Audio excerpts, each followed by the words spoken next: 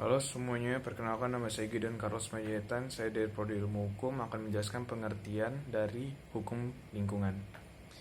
Di sini pertama saya akan menjelaskan suatu pengertian hukum lingkungan yang mana dibentuknya suatu hukum lingkungan ini karena adanya suatu interaksi manusia dengan lingkungan, yang mana interaksi ini menimbulkan suatu dampak yang baik maupun dampak yang buruk. Sehingga dirancanglah sebuah aturan hukum untuk mengatur keseimbangan manusia dan lingkungan tempat tinggal sekitar manusia. Jadi terbentuklah suatu undang-undang nomor 39 tahun 2009 mengenai undang-undang perlindungan dan pengelolaan lingkungan hidup, yang mana di dalam undang-undang ini merupakan undang-undang generasi ketiga dari undang-undang sebelumnya. Nanti saya akan menjelaskan beberapa undang sebelumnya, namun sekarang saya akan menjelaskan pengertiannya saja.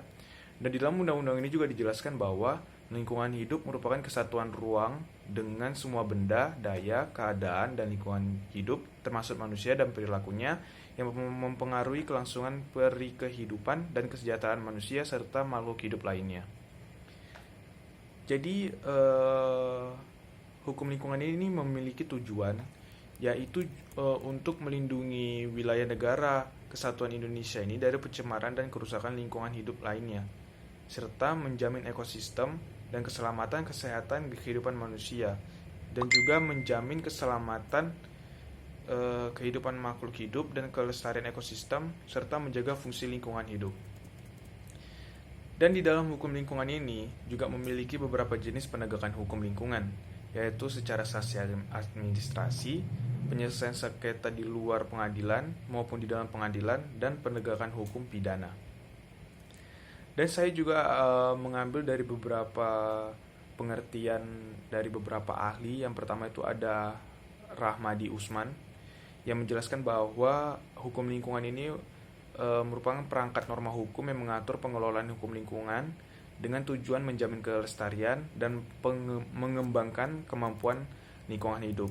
Serta saya juga mengambil dari Profesor Moenajat Saputro, yang dia menjelaskan bahwa hukum lingkungan itu merupakan hukum yang mendasari penyelenggaraan perlindungan dan tata pengelolaan serta meningkatkan ketahanan lingkungan. Dan dia juga menjelaskan bahwa hukum lingkungan ini memiliki dua bagian, yaitu bagian hukum lingkungan klasik serta modern. Dan yang ketiga saya dapat dari Profesor Koesnadi Harja Soemantri, yang menjelaskan bahwa hukum lingkungan itu memiliki keseluruhan peraturan-peraturan atau hukum yang mengatur aspek-aspek lingkungannya dan perkembangannya sejalan dengan perkembangan atau kemajuan yang tercapai oleh manusia. Dari pengertian tersebut, hukum lingkungan ini memiliki asas, yang dimana sebelumnya bahwa undang-undang perlindungan dan pengelolaan lingkungan hidup ini merupakan generasi ketiga, yang dimana sebelumnya hukum lingkungan ini memiliki undang-undang lingkungan hidup yang tercantum pada nomor 4 tahun 1982, yang menjelaskan bahwa dia memiliki asas pengelolaan lingkungan hidup berasaskan pelestarian kemampuan lingkungan dan serasi dan seimbang, serta dirubah lagi pada tahun 1997 berubah menjadi Undang-Undang Pengelolaan Lingkungan Hidup pada nomor 23 tahun 1997, yang memiliki 3 asas, yaitu tanggung jawab negara dan keberlanjutan dan manfaat. Kita tahu bahwa asasnya ini hanya 3, dan setelah itu dirubah lagi pada tahun 2009 menjadi Undang-Undang Perlindungan dan Pengelolaan Lingkungan Hidup, yang terdiri dari 14 asas. Yang mana asasnya ini pertama itu adalah asas tanggung jawab negara. Asas tanggung jawab negara ini menjamin pemanfaatan sumber daya alam yang memberikan manfaat yang sebesar-besarnya bagi kesejahteraan dan mutu hidup rakyat, baik generasi masa kini maupun generasi masa depan. Dan setelah itu ada asas kelestarian dan keberlanjutan, yaitu bahwa setiap orang memikul kewajiban tanggung jawab terhadap generasi mendatang dan terhadap sesamanya dalam satu generasi dengan melakukan upaya pelestarian daya dukung ekosistem dan memperbaiki kualitas lingkungan hidup. Dan setelah itu ditambahkan lagi adanya asas dan keseraisian dan keseimbangan, yaitu bahwa asas ini memberi pemanfaatan lingkungan hidup harus memperhatikan berbagai aspek seperti kepentingan ekonomi, sosial, budaya, dan perlindungan, serta pelestarian ekosistem. Serta yang keempat itu ada asas keterpaduan, yang merupakan perlindungan dan pengelolaan lingkungan hidup dilakukan oleh memandukan berbagai unsur, sinergikan berbagai komponen terkait. Dan yang kelima ada asas manfaat. Asas manfaat ini merupakan segala usaha atau kegiatan pembangunan dilaksanakan sesuai dengan potensi sumber daya alam dan lingkungan hidup untuk meningkatkan kesejahteraan masyarakat berkat manusia selaras dengan lingkungannya. Dan setelah itu ada asas kehati-hatian. Asas kehati-hatian ini mengenai dampak suatu usaha manusia karena keterbatasan penguasaan ilmu pengetahuan dan teknologi bukan merupakan alasan untuk menunda langkah-langkah meminimalisasi atau menghindari ancaman terhadap pencemaran atau kerusakan lingkungan hidup. Serta ada asas keadilan. Asas keadilan ini memberi perlindungan dan pengelolaan lingkungan manusia yang harus mencerminkan keadilan secara proporsional bagi setiap warga negara, baik lintas daerah, lintas generasi maupun lintas gender. Serta ada asas ekoregion. Asas ekoregion ini adalah perlindungan dan pengelolaan lingkungan hidup yang harus memperhatikan karakteristik sumber daya alam, ekosistem, kondisi geografis, budaya masyarakat setempat, dan kearifan lokal. Serta ada asas keanekaragaman hayati. Asas keanekaragaman hayati ini harus memperhatikan